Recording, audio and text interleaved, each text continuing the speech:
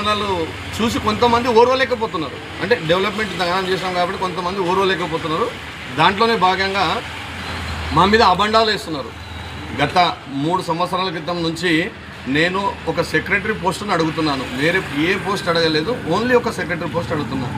అడిగితే గత సంవత్సరం రేపు నామినేషన్ వేస్తాము అంటే బిఫోర్ డే ఉదయం 8 గంటల నుంచి మధ్యాహ్నం 2 గంటల వరకు కూర్చోబెట్టుకున్నారు. సాయంత్రం మళ్ళీ 4 నుంచి 8 గంటల వరకు కూర్చోబెట్టుకున్నారు. కూర్చోబెట్టుకున్నాక తర్వాత నేను అడిగింది పోస్టు సెక్రటరీ, దానికి అదొక్కటి వాళ్ళు ఇవ్వమంటారు. వైస్ ప్రెసిడెంట్ ఇస్తామంటారు, జాయింట్ సెక్రటరీ ఇస్తామంటారు, ఇంకోటి ఇస్తామంటారు, కానీ సెక్రటరీ ఇవ్వమంటారు.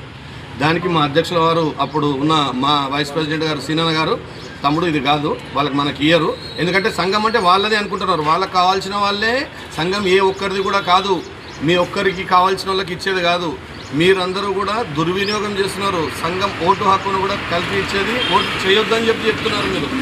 మేము అడిగేది ఒకటే, ఆ రోజు మీకు ఏం అడిగినాం, ఓన్లీ సెక్రటరీ పోస్ట్ ఒకటి అడిగినాం.